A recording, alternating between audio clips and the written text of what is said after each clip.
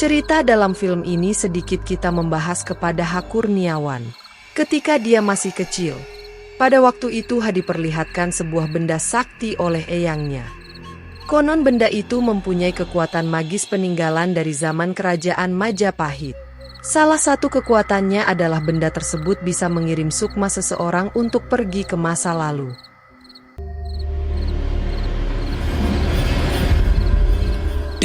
Dan kemuan itu yang nantinya akan diwariskan kepada Ha.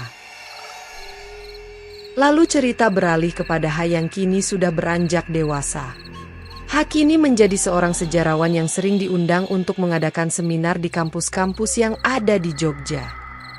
Di sini dia tidak sendirian. Ha ditemani oleh Rida, seorang teman sekaligus manajernya yang biasa mengatur jadwal untuk Ha melakukan seminar.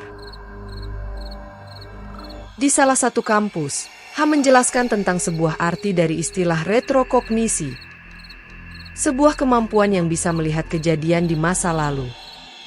Konsep dari retrokognisi sendiri adalah perjalanan melalui alam bawah sadar. Jadi intinya, sukma dalam diri kita bisa masuk ke spiral waktu yang berbeda. Dan untuk menuju ke masa lalu itu caranya melalui sebuah benda milik seseorang. Dengan benda itu, sukma kita bisa melihat kepada masa lalu orang tersebut. Catatan di sini, tidak semua orang mempunyai kemampuan retrokognisi. Hanya orang-orang tertentu yang memiliki kemampuan tersebut. Salah satunya adalah Ha sendiri. Sedikit flashback ke belakang, diketahui kalau eyangnya telah meninggal dunia. Kemampuan yang sekarang dimiliki oleh Ha itu adalah warisan dari eyangnya. Setelah seminar itu selesai, Ha didatangi seorang ibu bersama suaminya. Mereka adalah Sujatmiko dan Ibu Jato. Maksud dan tujuan Ibu Sujatmiko menghadiri seminar ini karena mereka tertarik atas kemampuan yang dimiliki oleh Ha. Dan jika Ha bisa melakukan itu semua, Ibu Sujatmiko sangat memohon agar Ha mau membantu untuk mencari putrinya yang hilang bernama Sari. Sudah 2 hari ini, Sari putrinya masih belum ditemukan. Terakhir, Sari menghilang saat dia berada di sekolahan. Sebenarnya kemampuan Ha bukan untuk mencari orang hilang. Namun karena kasus ini masih ada kaitan dengan kemampuan Ha yang bisa kembali ke masa lalu, tentu ini juga bisa menjadi salah satu cara untuk dia mencari Sari. Singkatnya, Ha akan mencoba untuk membantu. Pada malam itu mereka pun langsung menuju ke sekolah SMK Budi Pekerti, tempat Sari bersekolah. Di sana, Ha lalu diperkenalkan kepada Ibu Wati, wali kelasnya Sari. Ibu Sujatmiko menjelaskan semuanya maksud dan kedatangannya bersama Ha.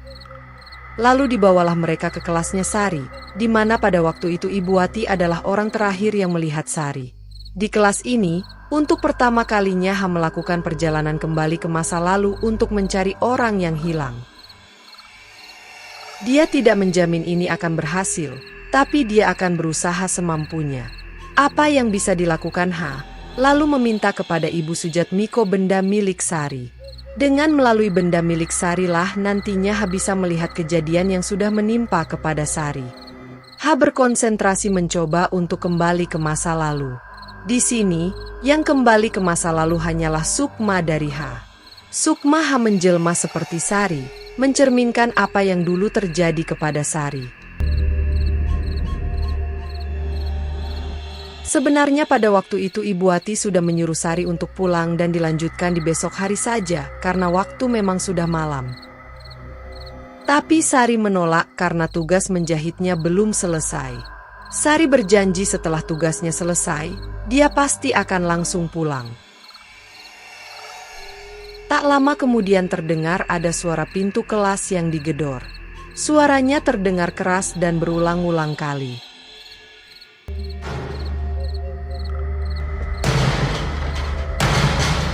Tapi saat Sari membukanya, di sana tidak ada siapa-siapa. Mulai ada perasaan tak enak hati, Sari kembali dan buru-buru menyelesaikan tugasnya itu. Namun kini justru lampu di sekolah itu malah mati.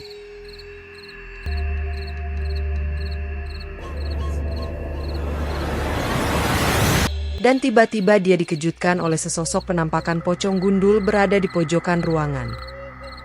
Dia yang terkejut tak sengaja malah tertancap jarum jahit. Sari berusaha untuk kabur.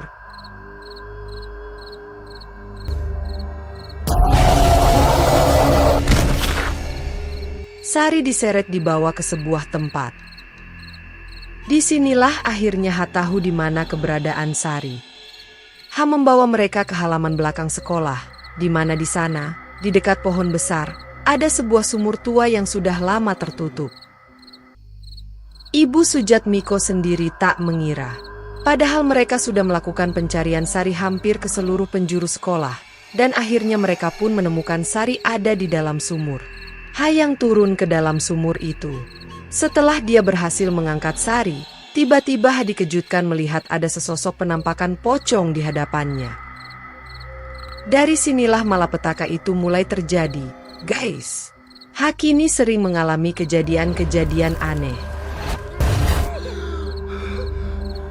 Dia pun lalu menceritakannya kepada Rida soal penampakan sesosok pocong yang muncul ketika dia menolong Sari di dalam sumur. Rida dan Ha mulai bertanya-tanya jika pocong itu yang menculik Sari, pasti ada maksud dan tujuan. Di lain tempat, walaupun Sari sudah sadar kembali, namun kejiwaannya masih belum stabil. Sari pun sama, selalu diperlihatkan dengan kejadian-kejadian aneh. Ibu Sujatmiko kembali menghubungi Ha, menceritakan semua yang terjadi kepada Sari.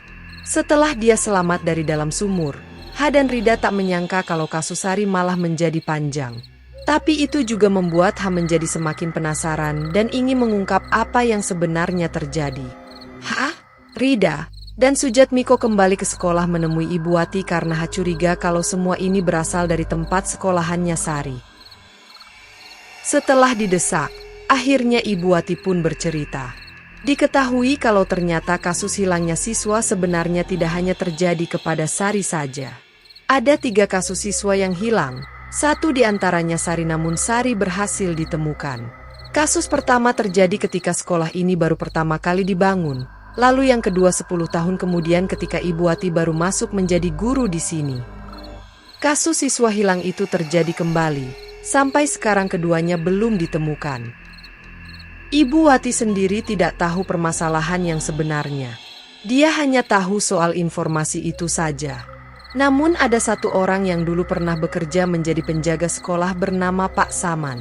Pak Saman adalah orang pertama yang bekerja sejak sekolah ini didirikan, dan sepertinya Pak Saman tahu banyak apa yang sebenarnya terjadi. Singkatnya, Ha dan Rida pun mencoba untuk mendatangi rumah kediaman Pak Saman. Ha menceritakan semuanya kepada Pak Saman soal kasus Sari yang sempat hilang namun dia berhasil ditemukan kembali. Ha juga menceritakan soal dia melihat adanya sesosok penampakan pocong berkepala gundul di dalam sumur. Awalnya, Pak Saman enggan untuk menceritakan semuanya karena dia sudah berjanji tidak akan pernah mengungkit masa lalunya terdahulu. Tapi mungkin ini sudah waktunya untuk dia mengingkari semua perjanjiannya. Diceritakan kalau Pak Saman sendiri adalah seorang penganut ilmu hitam. Pak Saman pernah berguru kepada seorang dukun yang sakti mandraguna dan pria gundul yang ada dalam mimpi Ha itu adalah dukun sakti tersebut. Kekuatan yang dimiliki si gundul menjadikan dia orang yang menghalalkan segala cara demi untuk mendapatkan kekayaan dan kekuatannya. Hingga suatu ketika, aksinya mulai tercium oleh pihak kepolisian dan dia terancam dihukum mati. Dalam keadaan terpojok itu, dia membuat perjanjian dengan jin Tanaspati yang akan membuatnya hidup abadi sebagai pocong gundul.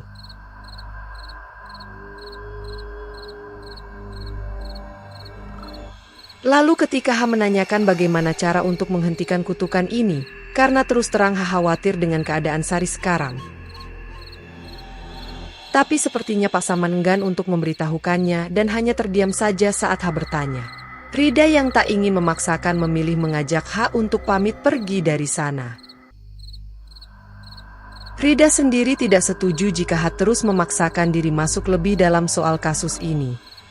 Rida cuma khawatir kalau nantinya malah akan mengancam nyawa Ha sendiri. Rida yang kesal lalu pergi meninggalkan Ha di sana. Tak lama, Pak Saman datang. Dia berubah pikiran dan memutuskan untuk membantu Ha menyelesaikan kasus ini. Mereka berdua pun langsung bergegas kembali ke sekolah untuk mencari di mana keberadaan kuburan pocong gundul itu berada. Dalam perjalanan, Pak Saman mengatakan mungkin ini salah satu cara untuk dia bisa bertobat dan menebus kesalahannya terdahulu karena sudah mengikuti ajaran sesat si dukun gundul. Dia juga menceritakan salah satu kutukan dari pocong gundul ini adalah dia mencari tumbal dan sasaran utamanya adalah anak-anak gadis. Si pocong gundul memakan darah tumbalnya, lalu mengambil jiwanya. Cara untuk menghentikan si pocong gundul adalah dengan menghancurkan kuburannya, atau mengambil jimat yang berada di dalam keranda tempat di mana pocong gundul itu dimakamkan.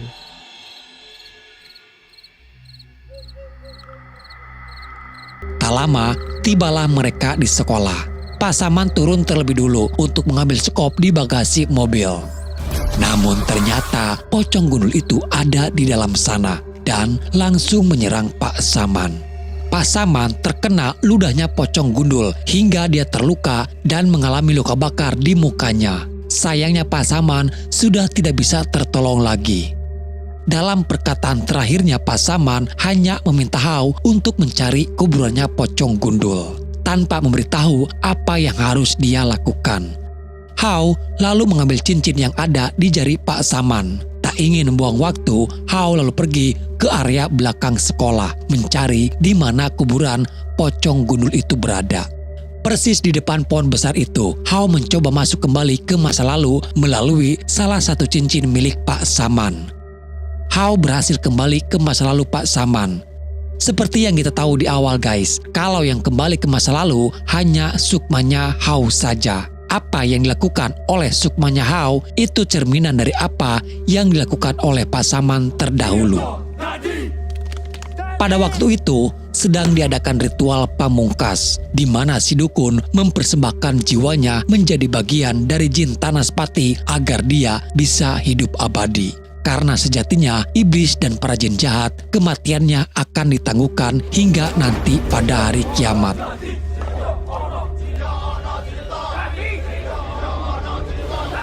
Di lain tempat, Rida baru sadar kalau ternyata Hao belum kembali pulang.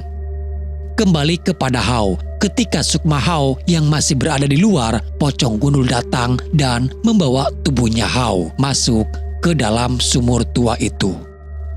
Melalui tubuhnya, pocong gundul mulai menghisap sukmanya Hao. Sementara Rida pun kembali ke sekolah untuk mencari keberadaan Hao. Dia berhasil menemukan keberadaan Hao ada di dalam sumur. Dan untung saja Rida berhasil menyadarkan Hao kembali. Setelah dia berhasil masuk ke masa lalu Pak Saman, Hao teringat dan sempat melihat ketika si dukun itu dikubur, salah satu tali pocongnya terlepas. Dari sini Rida sadar satu hal, mungkin saja kekuatan dari pocong gundul itu ada pada ikatan tali pocongnya. Jika mereka ingin mengalahkan pocong gundul, mereka harus memutuskan semua ikatan tali pocong tersebut. Dari apa yang Hao lihat di masa lalu Pak Saman, kuburan si dukun itu berada persis di bawah pohon besar. Setelah yakin di mana titik kuburannya, Rida lalu menaburkan garam dan membuat sebuah lingkaran tanpa putus. Lingkaran garam tersebut akan menjadi pelindung bagi mereka selama lingkarannya masih utuh. Tak lama akhirnya mereka menemukan jasad dari si dukun gundul yang ternyata jasadnya masih utuh seperti baru mati kemarin guys. Tak membuang waktu lagi, Hao lalu mencoba memotong ikatan tali pocongnya. Tapi ternyata tali pocong itu tidak bisa dipotong hanya dengan pisau biasa. Terlihat di bantalan kepala si dukun ada sebuah keris. Mungkin dengan keris itu tali pocongnya bisa terputus. Dan ternyata memang benar, keris itu mampu memotong satu persatu ikatan tali pocongnya. Hujan deras yang turun pada malam itu malah membuat lingkaran garamnya terputus karena terbawa oleh arus air hujan. Rida terlambat untuk menutupnya kembali karena ternyata pocong gundul itu sudah ada bersama dengan Hao di dalam kuburan. Lalu tiba-tiba kuburannya tertutup kembali mengubur Hao di sana. Rida masih berhasil menyelamatkan Hao, namun semua itu belum selesai. Kini mereka berdua harus berhadapan langsung dengan si pocong gundul. Si pocong gundul tidak bisa mereka lawan dengan senjata biasa, apalagi hanya mengandalkan pukulan saja.